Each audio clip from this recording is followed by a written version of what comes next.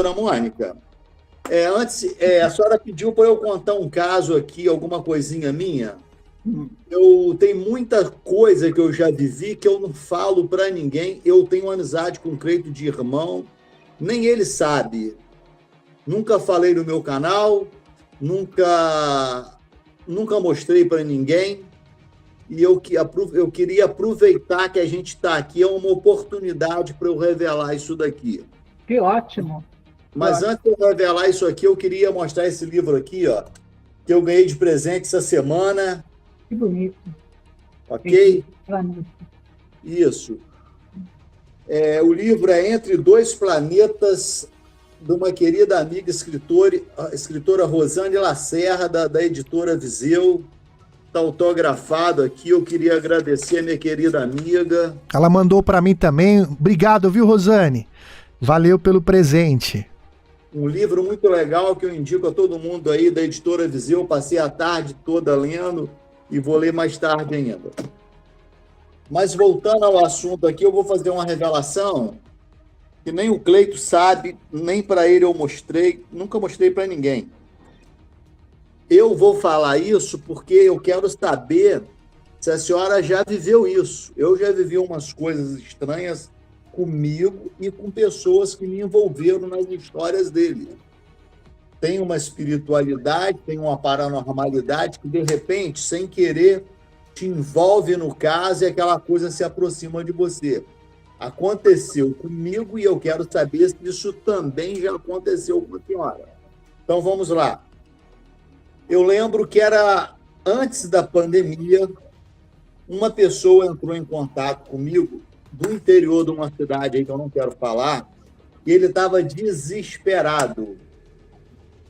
Ele ligou para mim, ele queria desabafar, que ele morava numa casa, em frente à casa dele tinha um morro, atravessava as ruas e tinha um morro, e nesse morro apareciam luzes vermelhas, às vezes ficava meio azulado, e quando dava ali em torno de meia-noite, 1h da manhã, essas luzes saíam lá do morro e vinham em direção à casa dele.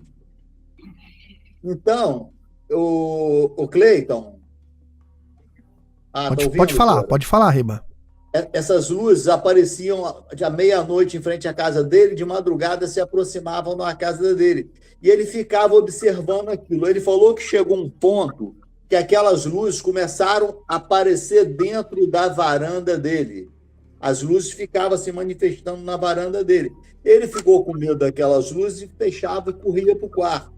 Aí o que aconteceu? Ele falou que ele ficava com medo daquela coisa, aí ele passou a acordar de madrugada, assim, e quando ele largava as luzes da casa toda acesa, que ele tinha medo.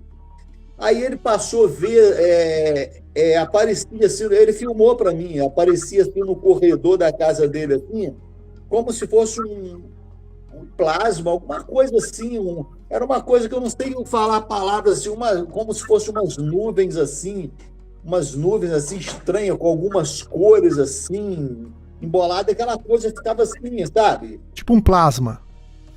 Não sei explicar a palavra muito certa, porque eu não estou preparado para falar essa coisa, não. Era uma coisa assim, uma luz, assim, uma nuvem assim, com as cores estranhas. Aí um dia ele saiu do quarto, ele falou: Riba, eu vou fazer uma live ao vivo aqui, eu e você, e vou te mostrar. Ele ligou a câmera e foi descendo, saiu do quarto, foi em direção ao corredor. Quando ele botou aquela câmera filmando ali aquilo, era um negócio tão esquisito, tão assim. Aí ele voltava para o quarto e trancava. Aí chegou um ponto que ele começou me ligando de madrugada, 3h da manhã, 4h da manhã, me ligando e falava: Riba, eles estão aqui. E apavorado, com medo. E eu comecei a achar que aquele cara, ele tinha... Essas pessoas têm problemas mentais, eu queria usar a palavra certa aqui,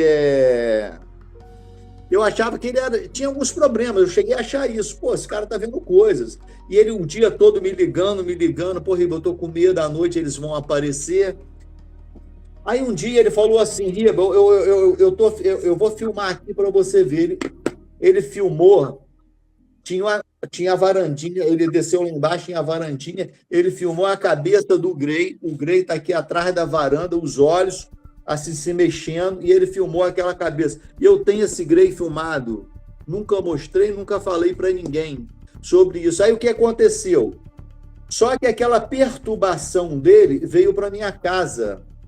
Por que eu falo isso? Eu lembro que ele chegou um ponto que eu bloqueei ele, eu fiquei com medo, porque eu vi que eu não podia ajudar ele. Eu não tinha capacidade de ajudar mais ele. Eu só conversava, ouvia ele. Então, um dia eu estava minha filha estava dentro do quarto dela, minha filha Débora. Hoje ela é psicóloga, está morando em Portugal, e minha filha estava aí com seus 16 anos, por aí era mocinha. Ela, ou 14 anos, não lembro, assim, alguma coisa assim, eu não lembro direito. 2020, 21, 22, ela estava com 16, essa média aí. Ela estava com 16 anos. Aí o que aconteceu? Ela acordou gritando que ela viu na cama dela um ser pequenininho, com olhos grandes, e quando ela começou a gritar, aquele ser sumiu. Era um greizinho que ela viu dentro do quarto dela. E ela chegou a ver outras vezes. Aí teve uma confusão danada aqui dentro da minha casa, falando que eu estava atraindo aquelas forças, que eu estava atraindo aquele ser aqui para dentro, que eu tinha que parar. Cara, virou um pandemônio aqui dentro da minha casa, minhas filhas, você tem que parar de assistir isso. Aí eu dei um tempo da ufologia. Até hoje, se eu tenho um livro que tem aqui uma foto de um grego, eu não gosto que ele fique assim em cima. Eu boto ele de cabeça para baixo, eu boto ele lá embaixo escondido. Eu não gosto.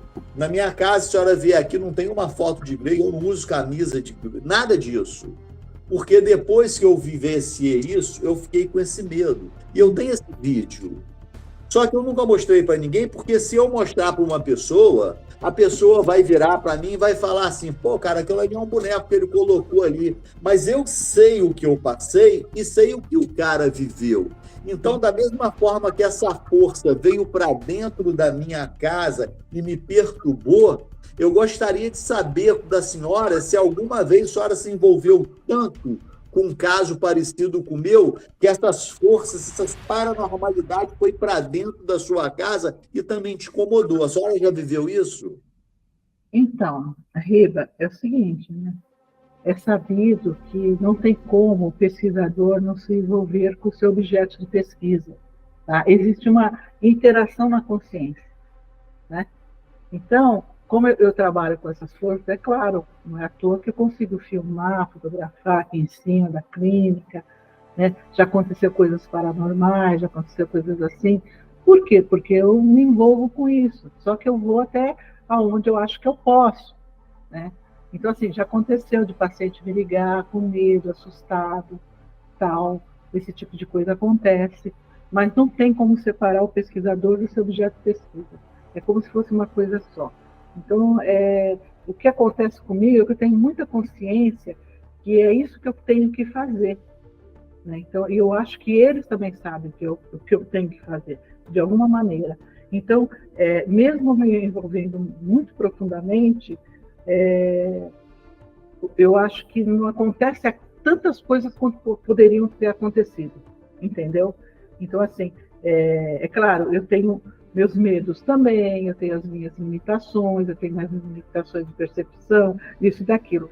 Eu sinto que eu sou bem culpada nesse tipo de coisa, inclusive. Mas muita coisa já aconteceu, já presenciei muita coisa, né? Tanto que eu pesquiso essa questão, né, de abduções alienígenas e paranormalidade, efeitos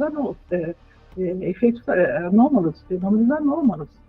Então, isso existe sim. E no seu caso, talvez se você se envolveu com essa pessoa de alguma maneira mais linkada, ou mais afetiva, mais uma tentativa de ajudar, ele achou você como tipo, nossa, que bom que eu tenho ele para contar essa minha experiência, porque eu não tenho para quem contar. Então, talvez sintonizou aí as energias e você ficou o rebote do negócio, entendeu? Porque você não está preparado, talvez, para... Lembra quando eu falei que esse tipo de fenômeno era muitas vezes desestruturante? Para quem passa por ele e para quem pesquisa, tá? Porque é muito complicado, é muito difícil, né? Tem várias nuances. Os próprios caras da CIA falaram que existem alienígenas que estão em outras dimensões. Eles não estão em outro planeta, eles estão aqui mesmo. Eu vou contar uma coisa para a senhora. Estão em outras dimensões. E eles podem transpassar a nossa dimensão e voltar outra dimensão. Esse meu paciente, quando tentou dar HAL-ET, ele desapareceu. Na hora que ele...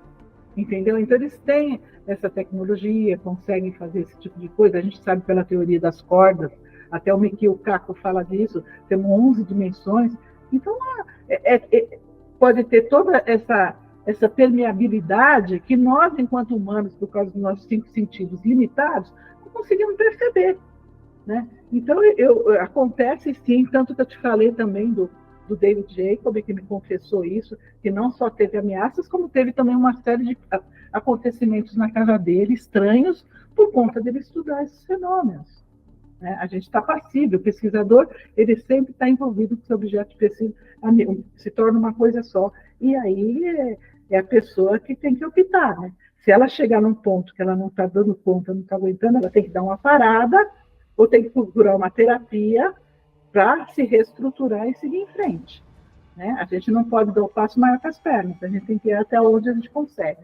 Sim. E esse tema é um tema muito aberto, muito desconhecido, né? Ainda muito cheio de mistérios e de situações, mas dentro de mim, né, no meu íntimo, eu sinto que eu preciso fazer esse trabalho. Eu sinto. Então, por isso que eu me dedico. Às vezes eu pago, eu gasto do meu dinheiro para fazer pesquisa. Outro dia eu fui lá na Praia Grande, eu gastei hotel, tal, para fazer uma pesquisa. Já fui para o interior, 400, 500 quilômetros para fazer pesquisa. Né? E gasto do meu dinheiro, porque ninguém me financia, quem vai financiar? Pois é. É difícil encontrar alguém que te financie esse tipo de pesquisa anômala.